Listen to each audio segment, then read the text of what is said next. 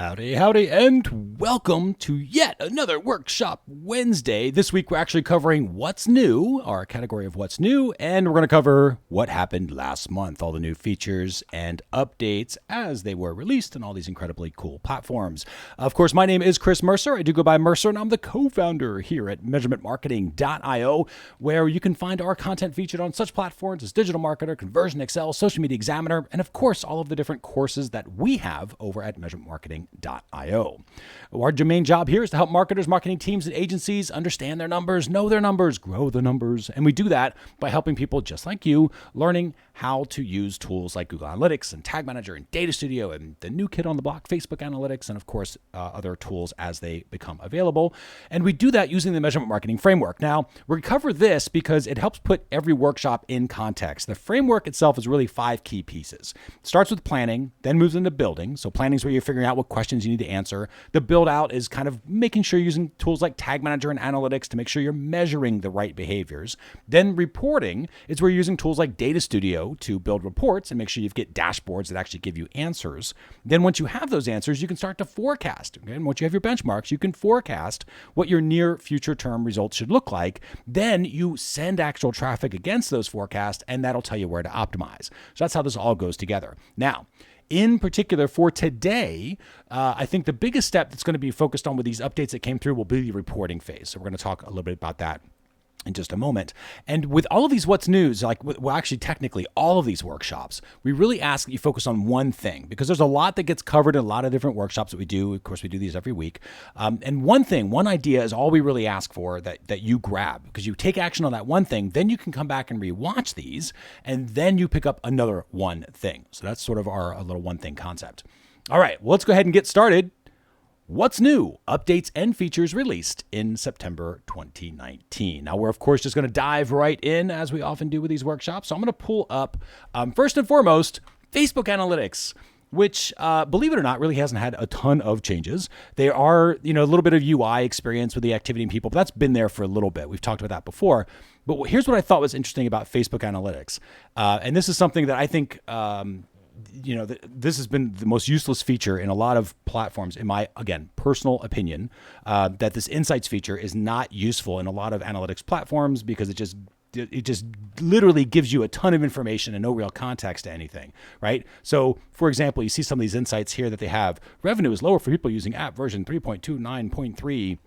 Well, if that's an older app version, of course, it might be lower because maybe products weren't offered in that. Like a lot of the stuff is just sort of useful or useless, I should say.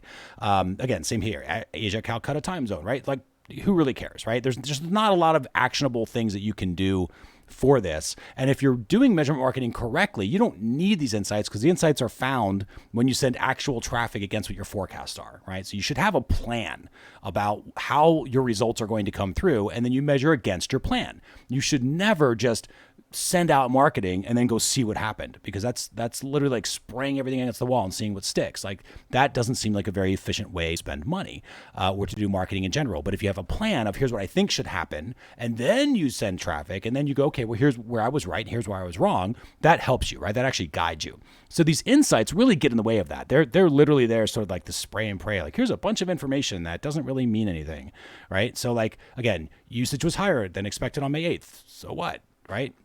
So essentially what's happening, what I noticed is this is going away, which I think is good because I think the platforms can confuse people with a lot of these because you think this is something that's going to tell you here's what to do next, and it doesn't. It just tells you all this information which doesn't lead to anything. So I think this is a great thing. And hopefully it's not getting replaced with something that replaces it and accomplishes the same thing. Unless there's some sort of actionable step that you can take from your reports, it shouldn't be information that you even care about, right? You should have information that leads to action. That's it, right? Information technically that leads to answers. Those answers lead to action.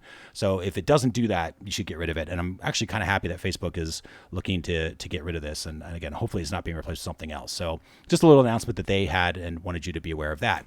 Now, as we go into our other platforms, the ones we all know, love, and trust, this is Tag Manager. So in Google Tag Manager, actually not a whole lot back here this time. So in Tag Manager world, the only biggest changes were really just a couple months ago under templates. They had some JavaScript stuff that came out. So if you're you're using custom templates. Some new JavaScript libraries came out. Again, very, very, very, very, very technical for those. So most of you watching this probably don't even care about that. But that was back there. And that was, again, a couple months back. So that's already been there. Not really any major changes as I've gone through. We always check for new tags, triggers, and variables, and haven't seen anything along those lines that have been back there. So Tag Manager, so far, so good.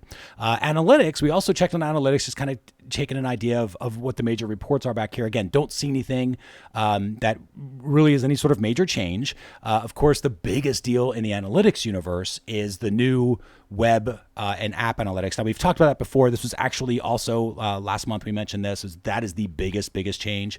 So when you go to create new properties, you will see this has interface different. This apps and web is 2.0, right? This is a completely different analytics platform. I will say one big change that I noticed in terms of availability is if you have access to the demo account, and I don't know how long this will be here because this has already been, it looks like it's being deleted. But somebody back in Google's world, if I can bring this up, let's see. Nope, doesn't seem like I can. Oh, they took it away. No, they did. Here we go. So there was a little goal test that they created.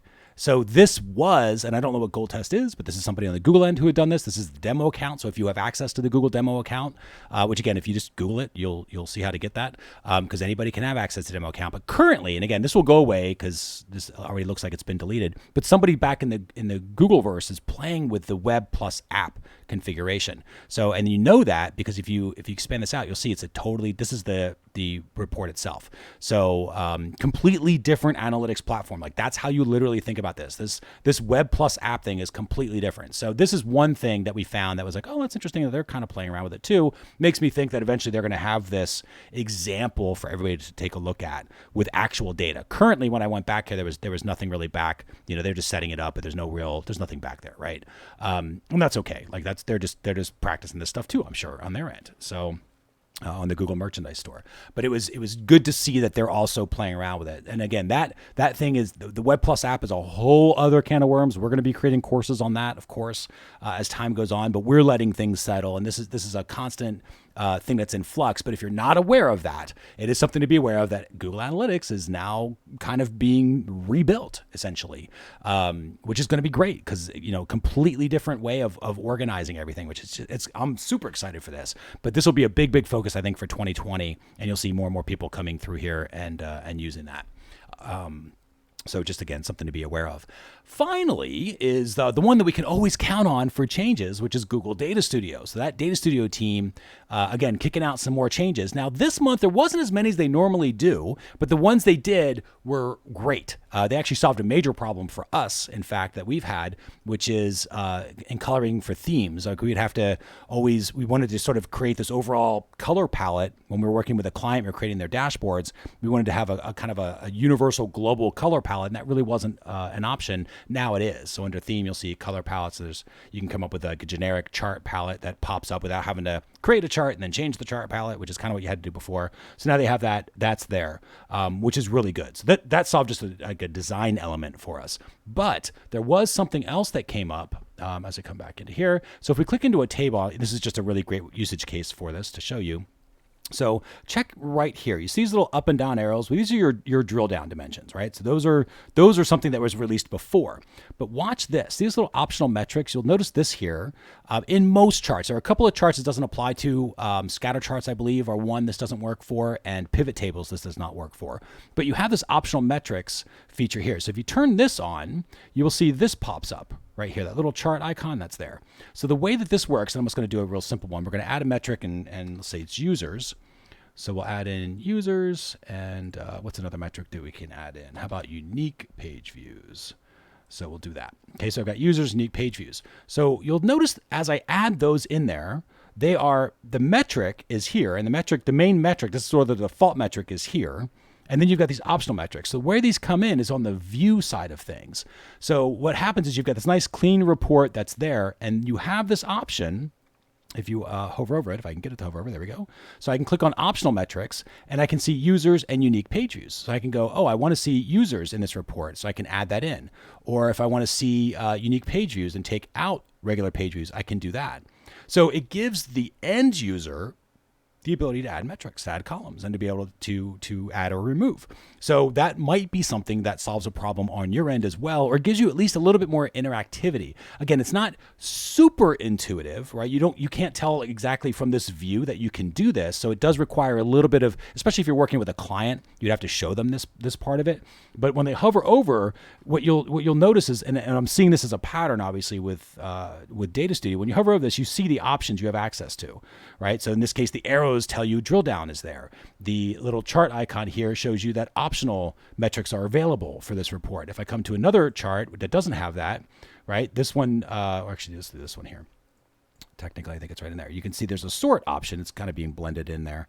But you can see that little sort option, but there's no drill down on this one, right? So it doesn't have that. There are no optional metrics. That doesn't have that.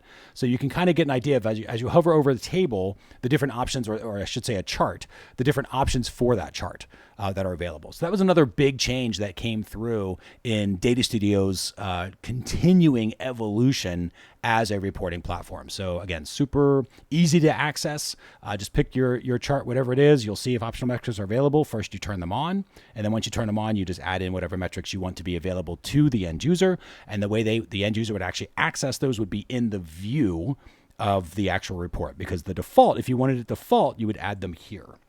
So you would just pop them in there and then they show default. So that's how you want it default if you wanted to. So, but as you saw, they could actually turn these off too with optional metrics. They could say, well, I don't want to see users, so take out that column. And this could be, again, this might be something where a client, one of the team members at a client just wants to see overall numbers, but then somebody else wants to be able to add in additional details if they want, right? Like conversion rates or things like that. Well, you can add those, right? And have conversion rate details in there. And then maybe add in, the actual numbers for every step. Like there's lots of different ways I would think that you could use this. So just know that this feature is available. And that was really it. That was the two big changes that came through. Again, an uncharacteristically slow month in terms of all the features that were released, but I have a personal theory on that, is that the Google Data Studio, they're moving away from Google Drive as a platform, and they're building it on the, which is kind of how they built stuff up, right? So when you come in to share, you would notice it looks just like Google Drive when you share Google Drive files, because it's built on that platform, but that's going away. So I think there's a lot of that's still being done in the background. That's a massive project to take on. So they're, I'm sure, incredibly busy with that and focusing on that aspect. And what's good about that is, and we talked about this again last month when we talked about the what's new, Data Studio is going to be able to do more things now when it's on its own platform. It's not going to be restricted by the structure of Google Drive. So it'll be all the things that Google Drive was and a whole bunch more that'll allow it to come in. So I'm kind of excited for those. So it makes sense. But the changes that came through, still incredibly useful in terms of what you can now do with optional metrics. And of course, in the style, if I go back to the original, there we go, main report level, you'll see theme here. And then you can come up with colors for the theme for the different charts as you go through.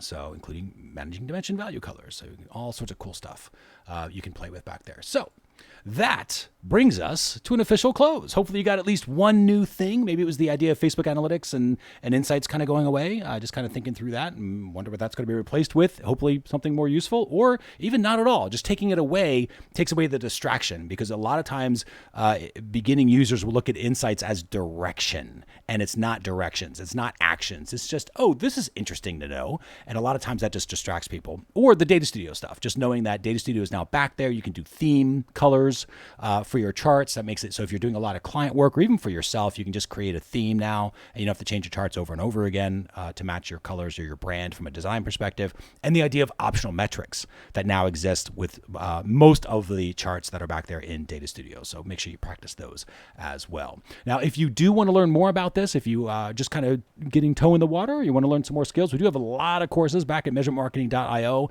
Measure.tips/courses is a little short link that'll get you back to those. We call these WIN courses. It stands for What I Need. And they're really focused on getting specific skills built. So you're not going to learn every single bell and whistle about every single platform that it's out there, because let's face it, most of the time you don't need to know every single bell and whistle. You just need to know good enough to get going so you can actually get some usefulness out of the tools. And that's what these courses are focused on. So they're bite-sized, they're quick, and we've got options to buy single courses, or of course, you can get monthly pass and get them all.